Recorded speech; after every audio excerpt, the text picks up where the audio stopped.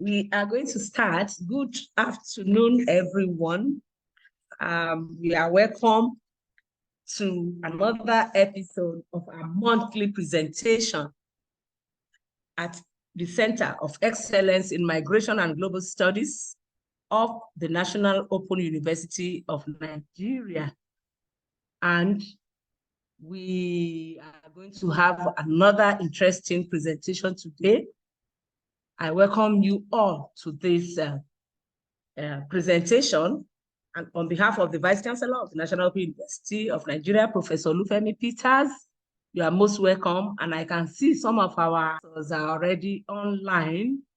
Our former Vice Chancellor, the immediate Vice Chancellor of the National Open University of Nigeria, Professor Abdallah Abba Adamu, in whose center was established and is always here with us. You are welcome, sir. And I briefly introduce our Center of Excellence in Migration and Global Studies, which was established February 2020, like I said earlier, during the tenure of our immediate past Vice Chancellor, Professor Abdallah Abba Adamu, and it was a church fund this center was established. And the center has a vision to be the bridge between humanity and the future, and has a mission to provide sustainable leverage for interdisciplinary research in migration and global studies. And its core values include integrity, inclusion, diversity, service, and participatory. And of course, the core mandates of the center include to provide leverage for field-based and solution-driven research, to serve as agents of national policy for migration studies, to seek grants for academic activities and outreach of sustainability, to publish and sustain peer-reviewed academic journal and monograph series, to collaborate with stakeholders in the field and policymakers, to organize occasional seminars, conferences, and public lectures. And of course, we have a journal in the center where we can publish and make all these activities visible in form of research. And that is the International Journal for Migration and Global Studies, already on its 3rd volume. We already had issue 1, and our 2nd issue for this year is on its way, which will come out in the month of November. One of my staff here, Mrs. Blessing Alabi, to our center, our journal, on the chat box. You can do well to copy the link, and what we are doing there, try to click to like and subscribe to our activities. We have YouTube presence, we have Facebook presence, and all other social media. Please kindly go there, especially to our YouTube, to subscribe to the activities in the center. So she has posted it, so look at it there on your chat box. So having said that about the center, let me go ahead and immediately introduce the presenter for today. Our presenter today is no other than Dr. Stephen Anurudu. He's an associate professor of English at the University of Port Harcourt, Choba, Nigeria. He holds a doctoral degree, a master's degree in linguistics, and a Bachelor of Arts degree in English, all from the University of Ibadan, Nigeria, the first and the best. He started his lecturing career as a tutorial assistant at the University of Ibadan, from where he moved to the Department of Language and Linguistics, Osun State University, Ikire campus. Currently, he teaches in the Department of English Studies, University of Port Harcourt, where he teaches syntax, phonology, structure of English, ICT for English Studies, language, and society, among others. His research interests are in the areas of syntax, morphology, phonology, sociolinguistics, computational linguistics, translational language, and national development, among others. He led the group that saw to the localization of Microsoft Vista and Microsoft Windows 7 to Igbo language, working with the African Language Initiative, ALTA, at Ibadan. He has supervised and mentored more than 20 postgraduate students and many undergraduates. He has published widely in reputable journals across the globe. You can go on and on and on, but I'd like to stop at this and say we have, and his topic for today is multidimensional approach to fixing the Nigerian puzzle. And this kept me wondering, I really want to know this puzzle and how we will fix it. And so it's going to be a very interesting one. And Dr. Anurudu is ready to educate us on this fixing of puzzle. And I join everyone here to welcome Dr. Anurudu.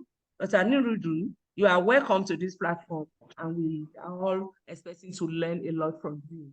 So over to you, Doctor. You can share your screen and start your presentation. Thank you very much, Moderator, Professor Neto. I'm glad to be here. It's been a long time we've been thinking of this. It's been more than a year. And thank God I'm here today. This is the first time I'm joining your organization, and I want to make the little impact we all place to give to our nation. And today I'm talking about multi-dimensional approach to fixing the Nigerian puzzle. And one will wonder, why the word puzzle? Why did I pick puzzle instead of problems, challenges? Multi-dimensional approach to solving the Nigeria puzzle, not Nigerian. We've had a long time in this nation. It's been long, we've been independent. By next month, we'll be counting 64 years. And it's very unfortunate that the same problems that we battled with over the years are still what we're battling with today. Now, the idea of putting up this lecture, the next slide, introduction, is because I think it lies with the academics to proffer solutions to national problems. We have serious national problems, but I don't want to call them problems as such. There are challenges. In life, we face challenges as individuals, and we overcome challenges to reach to our goals and all the things we want to do. As a nation, and those in the academia, we should be thinking ways of making Nigeria a developed nation. We should be thinking on ways of coming together as academics, not only gathering together to quarrel, not only quarreling and disagreements is part of a family. Any family that doesn't quarrel, no disagreement, no anger, no nerves flaring, it means someone is playing a game. And we're not playing game here. I'm looking at the Nigeria as a nation, as a puzzle. Problems meant to be solved, improve the mental condition of the solver, and for a feeling of accomplishment. That's the way things are done. The Nigerian situation, using the puzzle metaphor, has defied solutions over the years. And we face diverse challenges seemingly that have defied solutions over the years. And they range from corruption, power outage, brain drain, inadequate infrastructure, unemployment, political unrest, ethnic rivalry, disunity, among others, have hindered the development of the country. Chinua Achebe said that Nigeria is a nation that took 11th, that brought its 11th set. Every nation feels its very first set, first 11, that we fielded our 11th 11 to solve our problems. And that's why we're backwards. I still insist that Nigeria has what it takes to be powerful among the Committee of Nations, to solve all the ethnic problems, to solve economic problems. Put in one word, all the socio-economic problems of Nigeria could be solved if we apply multidimensional approach, as I've said. So using this puzzle metaphor, the problem challenging and facing the nation are solvable, and they are not so intractable as we are made to believe. The next slide. The next slide, please. So we see the problems: corruption, inadequate infrastructure, unemployment, political and power outage, decreasing productivity, less foreign direct investment, youth migration. This is where your center comes in. Youth migration is a serious issue, and the brain drain, accompanying brain drain with youth migration. Then we come to solutions. What are the solutions? How do we tackle them? We have to tackle corruption. We have to strengthen governance. We have to do some economic diversification, education reform, that's sure, job creation, agricultural revolution, access to healthcare, power sector reform, security enhancement, women empowerment, environmental sustainability, quality infrastructure for education, promoting social inclusion, civic engagement and participation, and improved waste management. Let's take them one by one. How do we promote, the next slide, okay. How do we promote or tackle corruption? The problem of corruption is a serious issue, one of the most pressing issues in Nigeria, and it's undermining economic growth and eroding public trust. And to combat corruption effectively, the government must establish stronger anti-corruption agencies. How do we do that? Promote transparency. Transparency is the cornerstone of corruption-free Nigeria, such as open and competitive procurement procedure or process, and to it, every public servant must declare. And that has been applied in many federal government institutions and state institutions. Declaring of public assets, private assets is necessary. Again, the next in line is strengthening anti-corruption institutions. We need a robust, independent anti-corruption institutions with adequate resource capabilities and autonomy. The Economic and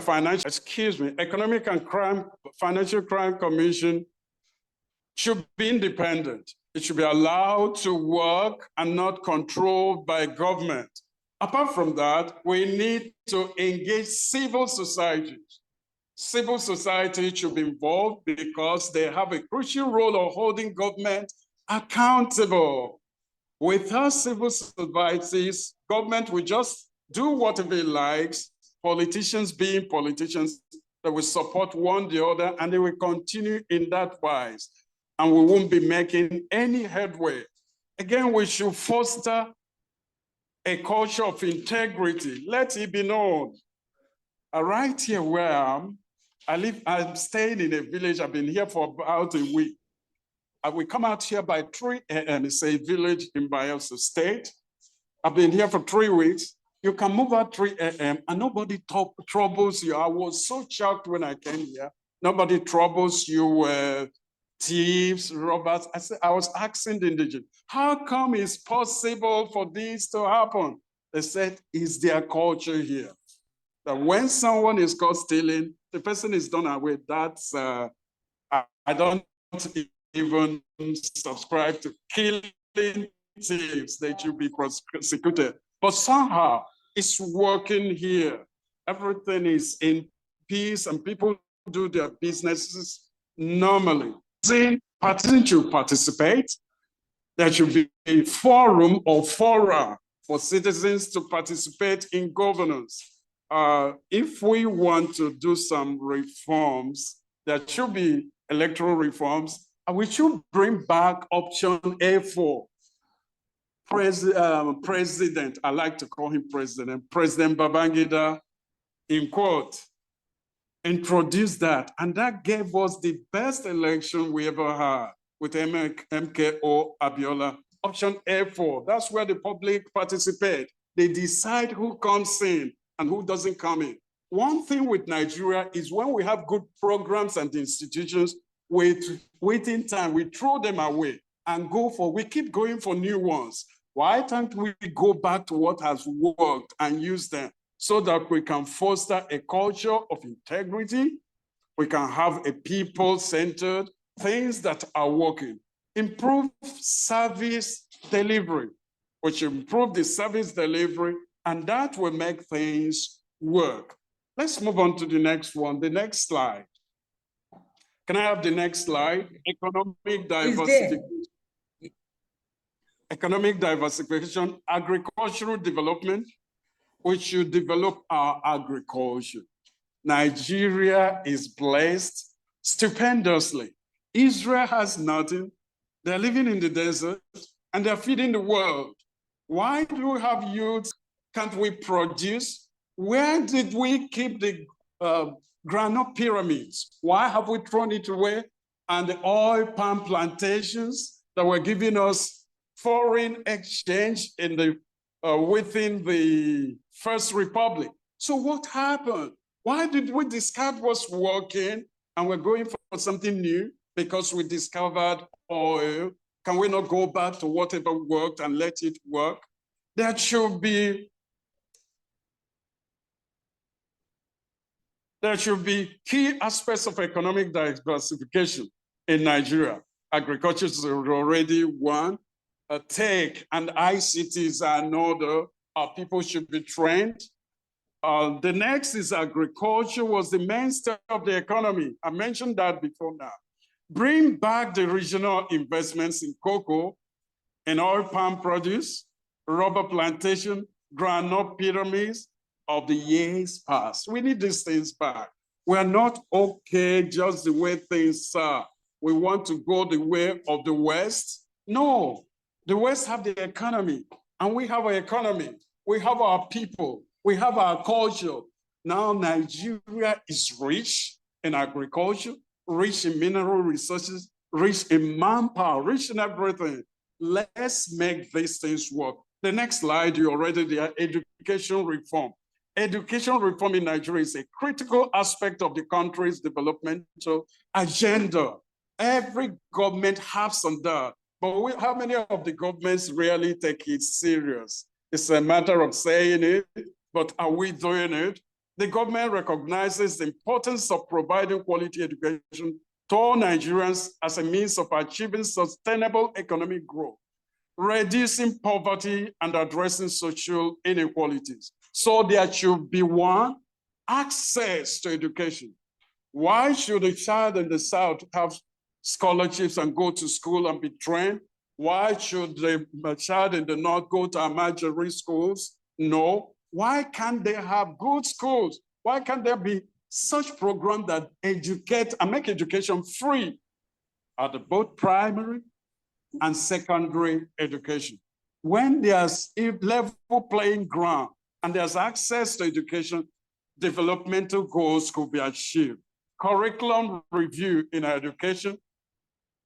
You know, it surprises me that we are still functioning. We have schools we call boys' grammar school, girls' high school. Are we here to learn grammar? Or we're to learn what makes our nation thrive? Why can't we have boys' agricultural school? Why can't we have girls' agricultural school? We have mineral resources. How many people, how many of our youths know how to mine these resources and make them work? Why is it we bring Indians and the Asians that know next to nothing, that wants leading our engineers, that want training our boys, and yet I have my students, some of my friends who work in the rigs. They do the real work, but uneducated people, not as much educated as they are, They're the ones that are managers over them because we don't value what we have. So access to education, quality education will make this feasible. Curriculum review, we have talked about teacher training and professional development. That's a very important aspect. There should be training and retraining. You complain, many of you complain, lecturer this, lecturer that, lecturer did this, they sold handouts. How many lecturers have you sent out to go for conferences? You pay for retraining and go for fellowships. How many? How many has the nation encouraged to develop? You only tell them publish or perish. And an average lecturer spends most of his salary trying to publish, and there's nothing. So if he sells handouts, will you blame him? I'm not saying selling handouts is good, but I'm saying when pushed to wall, when you're pushed to the wall, every man will look for a way of escape. So teacher training and professional development, very important. Technical and vocational education and training, needful. Then private sector collaboration, that cannot be undermined. We cannot overstate that. Job creation is the next port of call. How do we create jobs? I've even talked them in passing.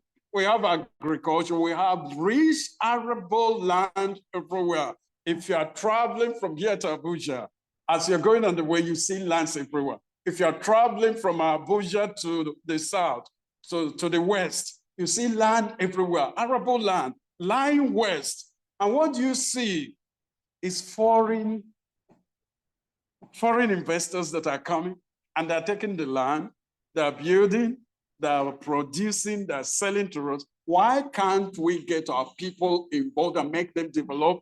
I'm not talking about giving loans. I know about loans. Nigerians are not faithful when it comes to loan repayment. So I'm not advocating loan. For loan to be given, it must be through a group, cooperative groups, and where some people must be held accountable. That way we can have economic growth, poverty will be reduced, social stability will be enhanced, there will be skill development, and youth will be empowered. That will reduce the number of crimes we have. Today, the crime of the youth, or what the youth do most, is what we call in Nigerian parlance, Yahoo, or what you call Yahoo Plus. And you have some parents encouraging their children to go into all the, I'll leave Yahoo Plus and Yahoo to Nigerians. And it's not for the foreign audience that may not understand. Can I have the next slide? Agricultural revolution. We will talk about revolution and reform. Revolution is something that's not government driven. Revolution is where people are so moved that they all walk in sync and begin to do what should be useful and profitable for the people. We need employment generation in agriculture. There's food security if our youth go into full-time agriculture, rural development with agriculture, export opportunities. You know, we have several catch crops that we can deal with. Our youth are ready. We have able youth. So if we have an enabling environment, this will be feasible. The next is access to health care. There should be healthy outcomes, health outcomes. What do we mean? In health, there are people that are sick, those who are living with HIV. The government is doing well there because currently all their medicine are taken care of. They don't have to do anything about that. They just go. That's if they will make themselves available to receive such care. So healthcare nurses will reduce mortality rate. A healthy child, a healthy parent, a healthy mother, healthy father will give birth to a healthy offspring. If the parents are sickly, the offspring will be weak. Animals do selection, natural selection. Animals reduce, the weak ones die off, the strong ones stand. in ourselves, we can as well make the parents healthy, which means the strong ones will come. We need a strong breed of Nigerians. And I can bet you Nigerians are one of the most resilient people I've seen over the world.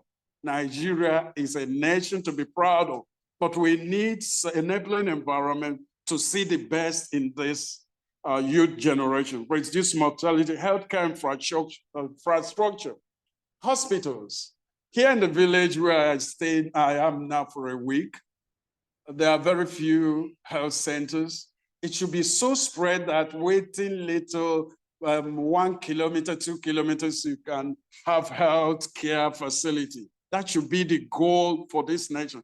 I'm talking onto the new government. If they really want to make an impact, they should not put health on the background. Health should have a serious start, and they should consider doing something tangible that will benefit all Nigerians health-wise. Skilled healthcare workforce. You know about the brain drain? Many Nigerian health workers are going to Saudi Arabia, and others are going to Kuwait, some others, and the majority to the US and Great Britain. Why can't they stay? Because the remuneration here is so meager. Can you consider that in 2011,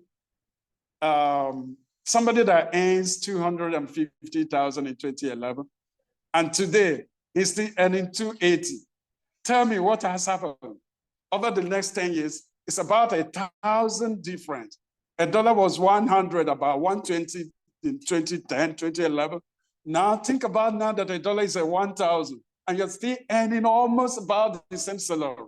And when the health workers go on strike, you said these people don't love the nation.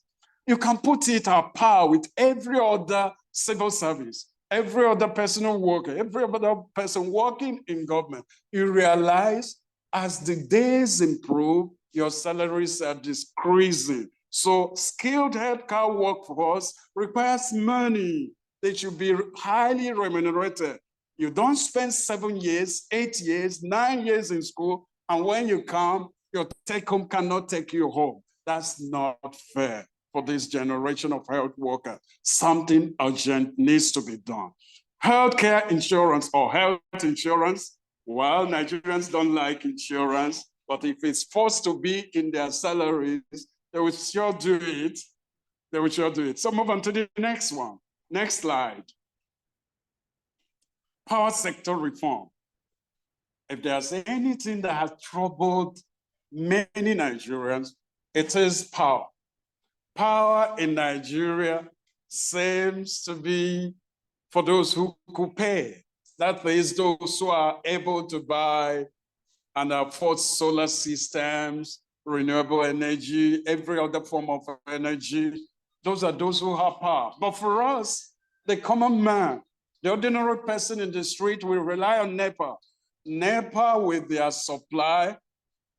When NEPA brings power in my place where I stay in Choba, we don't shout because we know within the next 20, 30 minutes, the power will go.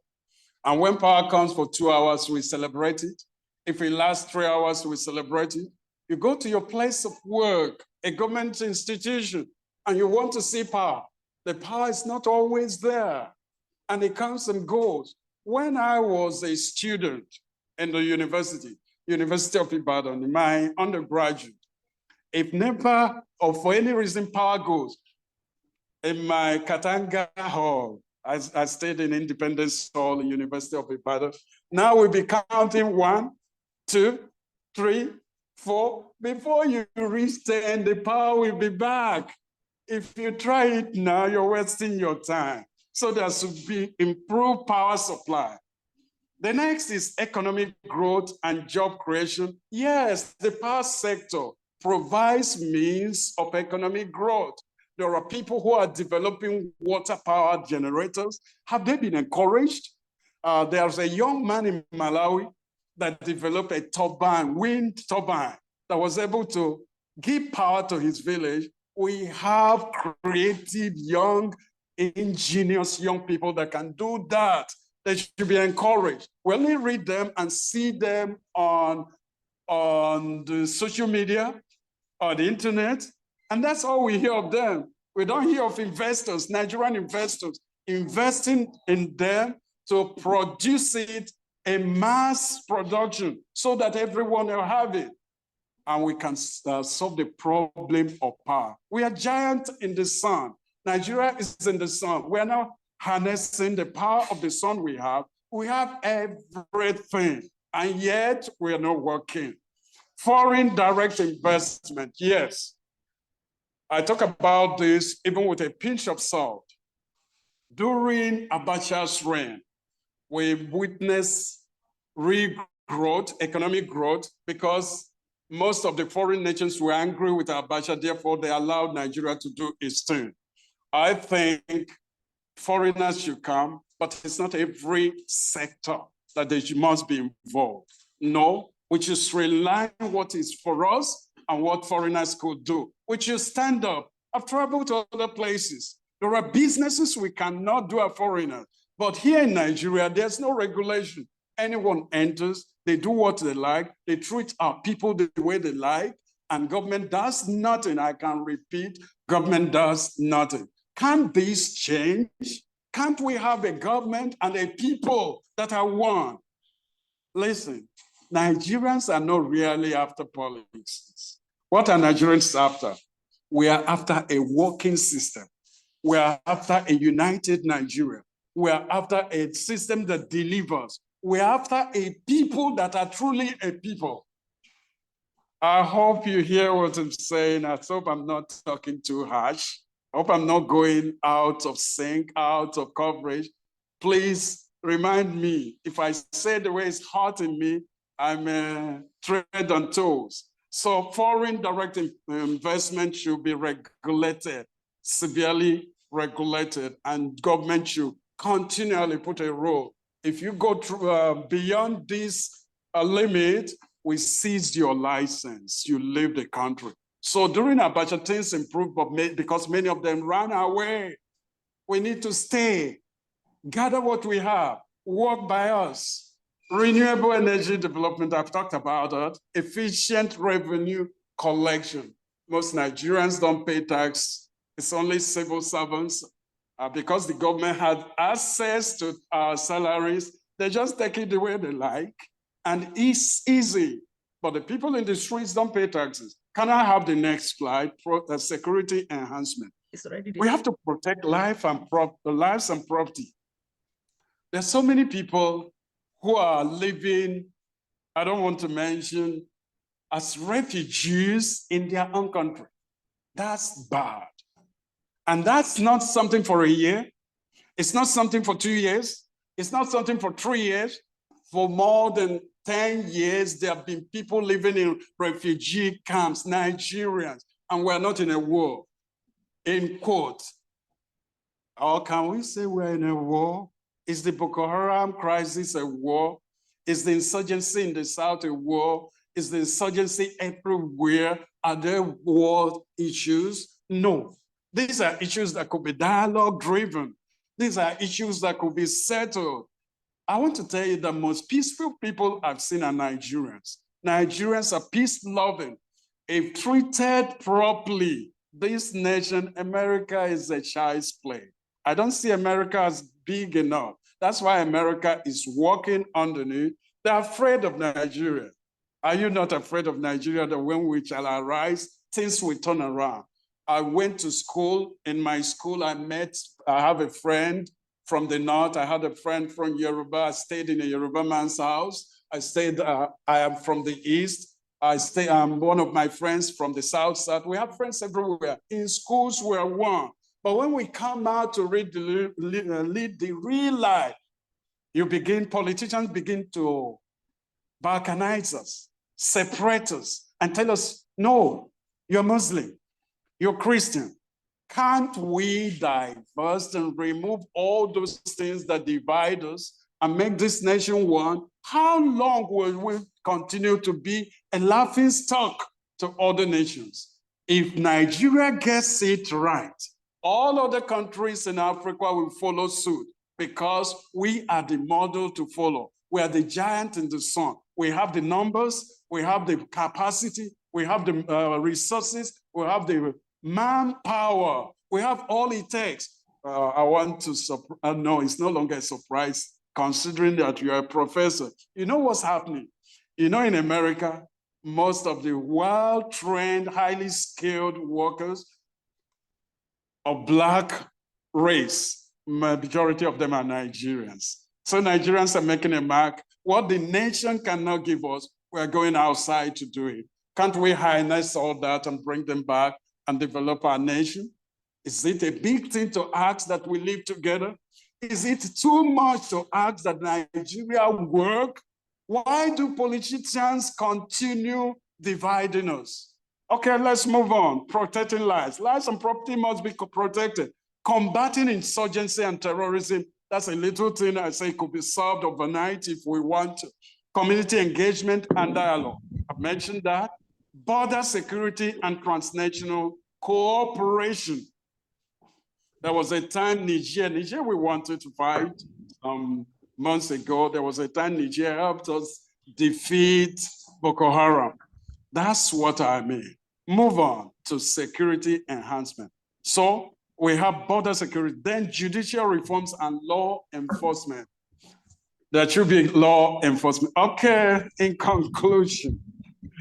Okay, my time is running out. In conclusion, addressing Nigeria's challenges necessitates a comprehensive approach encompassing infrastructure development, mitigating corruption, poverty alleviation, educational development, improved healthcare, strategic investments in infrastructure, environmental protection, agricultural diversification of the economy, and decisive action against insecurity fueled by religious fanaticism and lack of cohesion and unity as one true nation.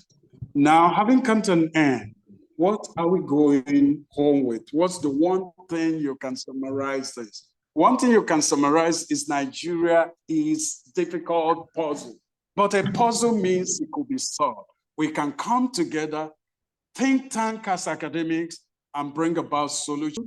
For this wonderful exposition. Thank you. And I must tell you that you have not even finished spending your time.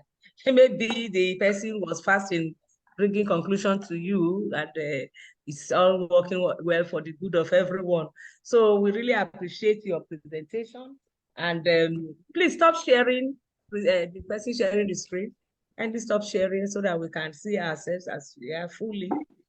Yes. So we really appreciate, I've been able to see the puzzle, because I was saying this Nigerian puzzle. I really want to know the puzzle, and I can see that the challenges that we have always experienced in our country, they all make up this puzzle you are trying to bring out in a very special way. I can see one hand up. Professor Okagbare has his hand up. And before I call him, please, I just want you to note, presenter, people will make comments or ask questions. You just note them down. You are going to answer or respond at the end of everybody's comment or response. So we are not going to be interjecting each other. So just to take note of the mode of operation.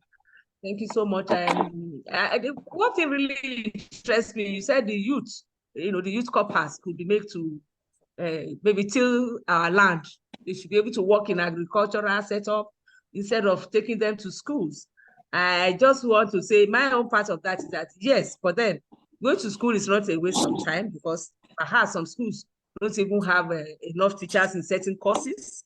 But I also want to say, you don't just send this youth corpus to do agri work when you don't have tools for them. You know that the only thing that can make it interesting and nice for our young ones to go to the farm is when they have tools to work with. And look at Nigeria is not too small to engage in mechanized farming and other stuff. Do we really have those things in place so that when I say, okay, youth, you have to go here now and do this? Nobody wants to carry cutlass and be cutting field as they were doing 40 years ago, 30 years ago. That's why you cannot get their support as such.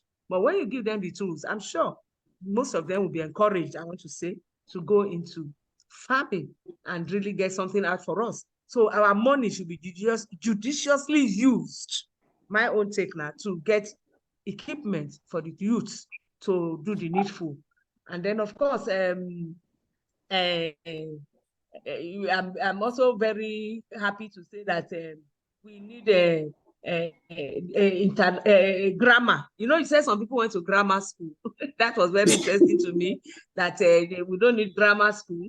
We need, I forgot what to say we need, but I want to say that we actually need some grammar, some good language, some good command of language to be able to also interact nationally and internationally. Because good grammar has made you able to interact with us here today. And I'm not sure you didn't go to a grammar school, on a lighter note. So on that point, you will answer all this later, but you will comment later. Let me call our able Professor Okagbari to make his comment or ask his question. Thank you.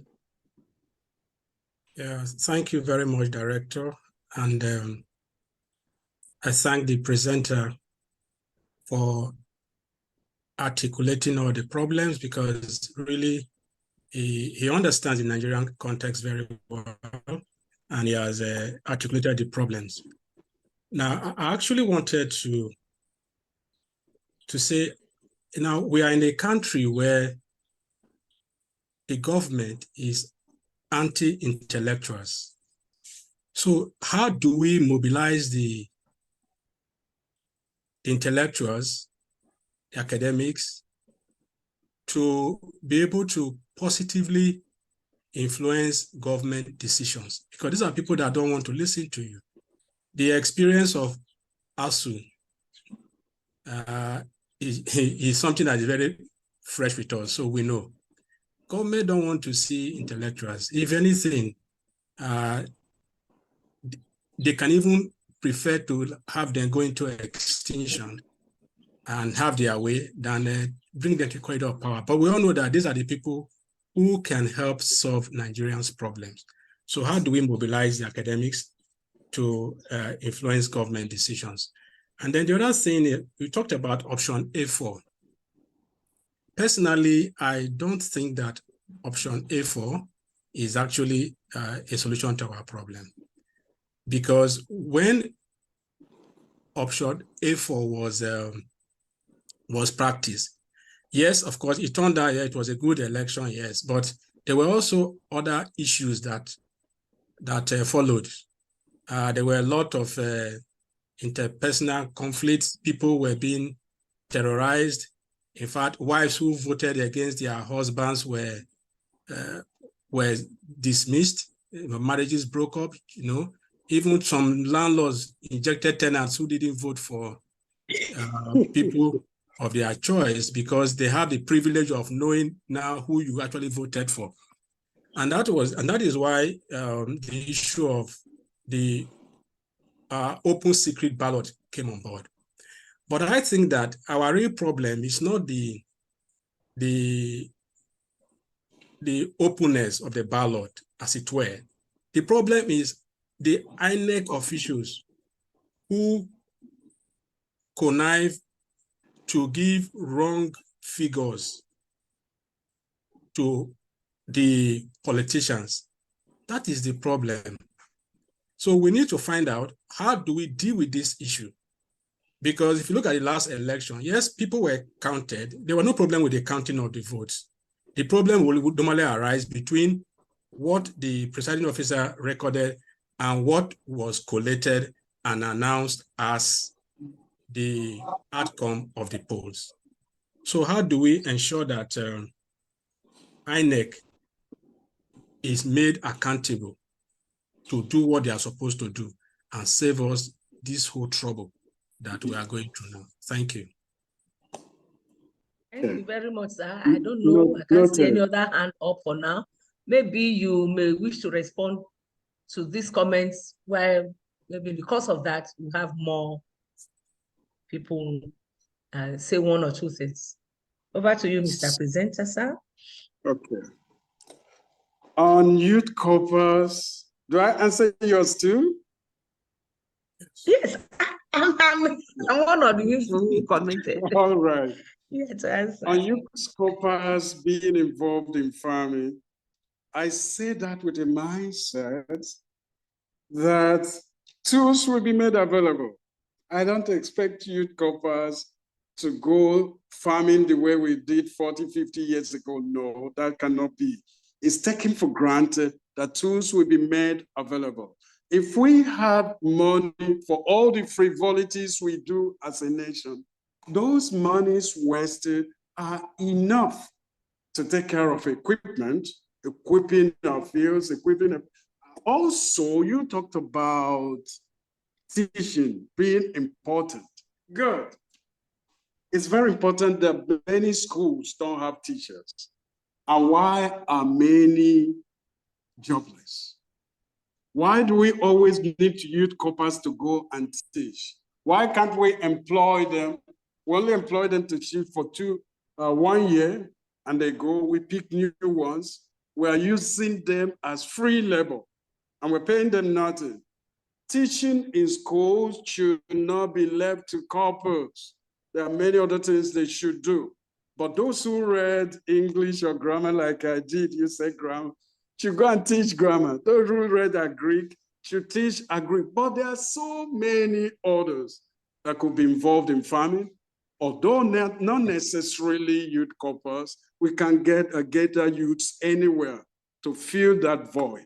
But why I'm happy about corpers is because these are the trained minds. The way a trained academic could do farming is different from a brute village one that have been practicing the old system over the years. It will be difficult for him to adapt to new orientations. And that's why I'm saying these people could be harnessed to do that. If that's not the case, how about after the youth service, you give them some money, give them a good amount of money and say, oh, you start this, and equip them to start, and you watch over them and see them succeed. It's possible. If managing national wealth is difficult, let's put it in the individual hands and encourage them to grow it. When you're laboring for yourself, you will do much better than when you're laboring for all of us. There's a saying that our own is our own and my own is my own. On grammar school, I didn't say we should not teach grammar. I did not say we should not learn grammar.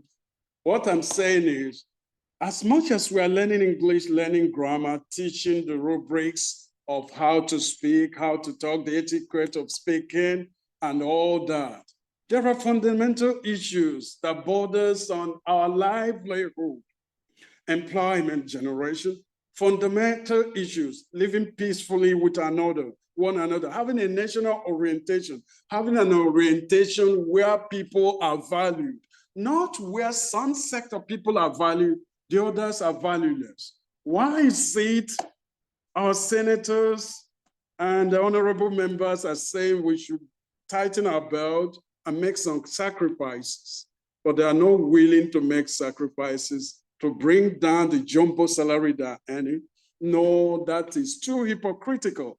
I will say it point blank that people in power, people in politics, from the president down to the councillors, they are hypocrites. They are not ready for Nigeria to work.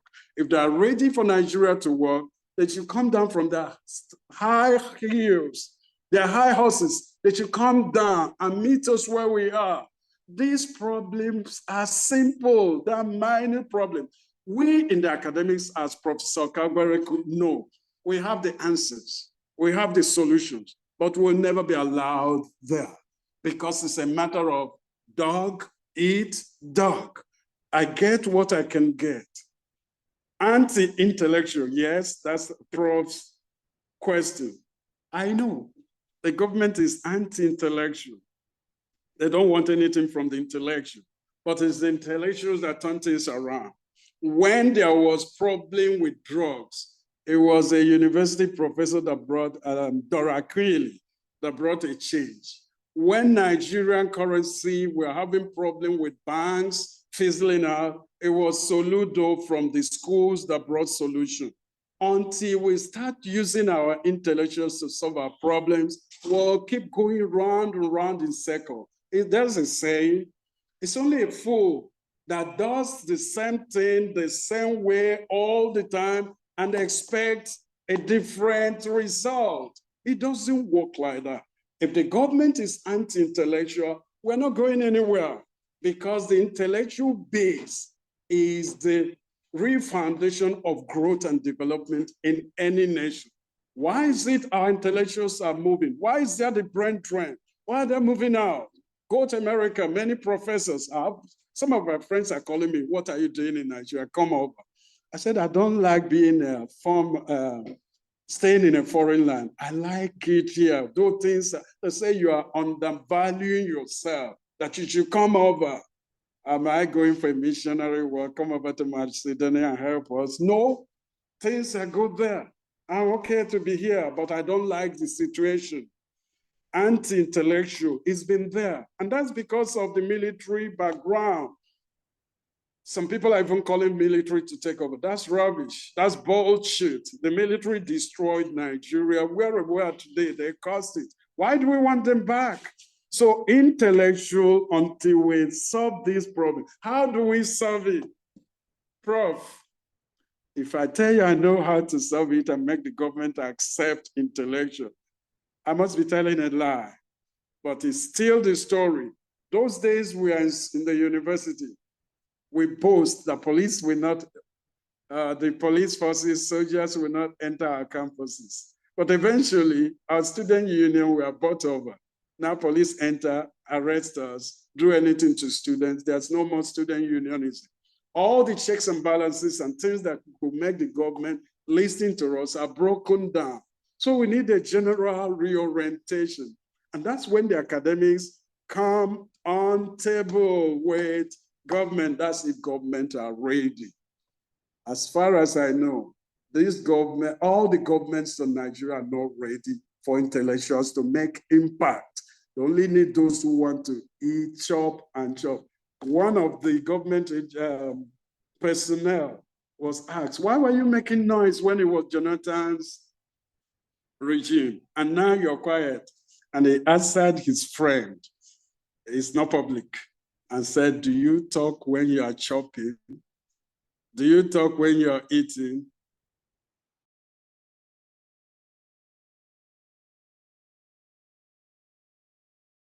For intellectuals to make impact?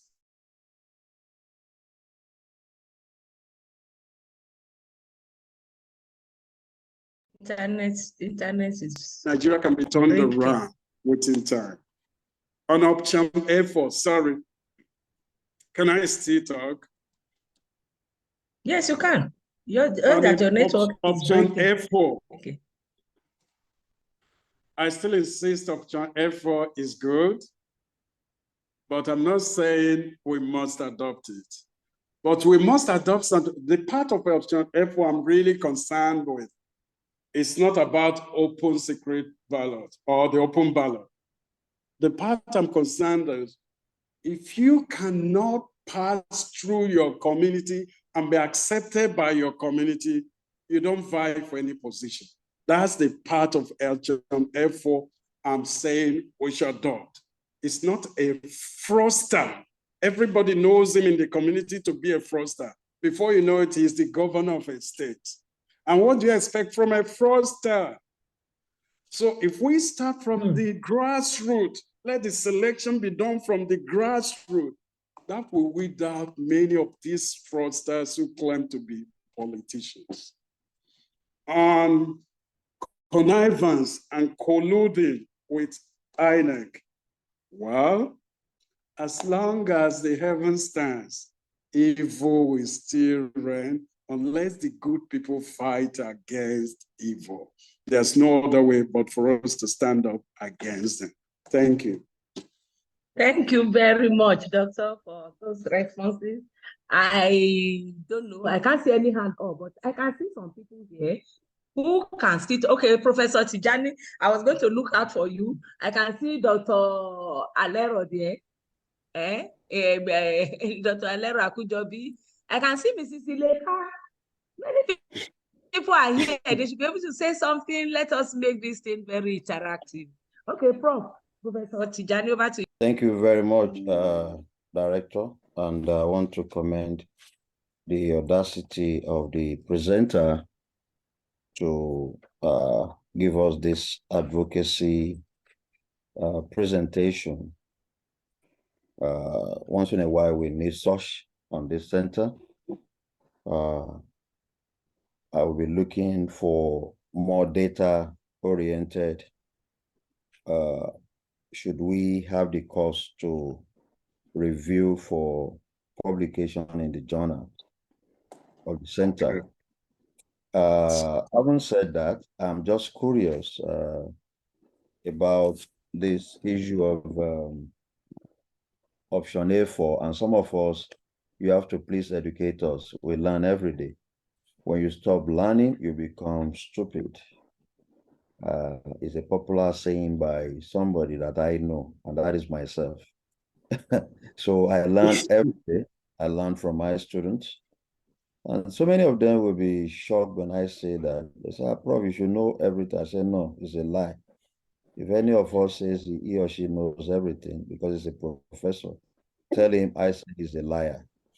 Or it may cost you your pay. Yeah, if they are evil, and I'm using the word evil, it will cost you your A or B or even your first class or second class upper.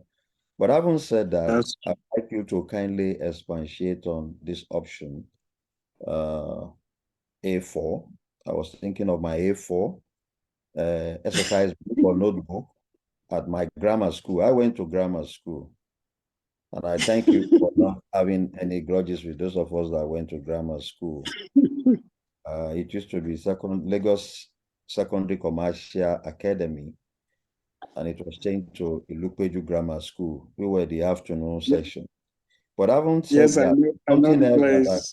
Okay, there's something else that I wanted to ask you, which is a kind of semantic, but you are in the English linguistics area. I heard you saying several times during the presentation that issues are not problems, but they are challenges. And I'm wondering, as a layman, a historian that is not a linguistics or English specialist, where do we draw the line between challenges and problems? Are problems not challenges? Are challenges not problems? Where is the thin line or gray line? Thank you, sir. And thanks for serving in Osun State. And I didn't know you returned to Port Harcourt. It is what that part of the issue also. Thank you, Prof, for that comment. So the presenter may wish to respond because there's no other. Okay. On option A4, as I've answered before now, it's not cast in steel. It's not rocket science. The part of option A4 that I'm advocating for is the part involved in the selection process for the representative, not the actual voting. If you cannot pass through your community and be selected, I come from a place where the community determines what happens. And most communities in Nigeria hold sway on their indigenes. A man from the village where I stay here in Bayelsa may go to Lagos and commit crime and nothing will happen. But if he commits crime in the community, he will be ostracized. He might even be killed. And if they know him to be a criminal in the community, there's no way they will put him up for elective position. So if you cannot pass through your immediate grassroots, you are not qualified to vie for position. That's the part of option A4 I'm advocating, that we bring it and introduce it into our system. On the semantic issues of challenges and problems, that's mere semantics, right? You and I know challenges, problems, the difference, no two words mean exactly the same thing, but they have commonalities. A challenge is something you've accepted. A challenge is a problem you've accepted that you can scale through. A problem you feel defeated, that you cannot solve it. That's the way I interpret it. That's my personal interpretation. Challenges are things you can easily scale through. Problems are things you think that are intractable, that are difficult, that are serious, that are unending. But any right thinking, positive person will see for somebody, there are problems that are difficult to solve.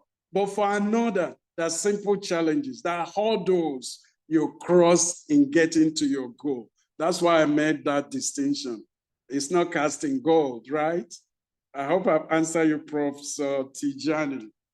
Thank you. Yes, sir. Thank you very much. Learning has occurred. You achieve one of your objectives. Thank you. In the lesson circle. Thank you.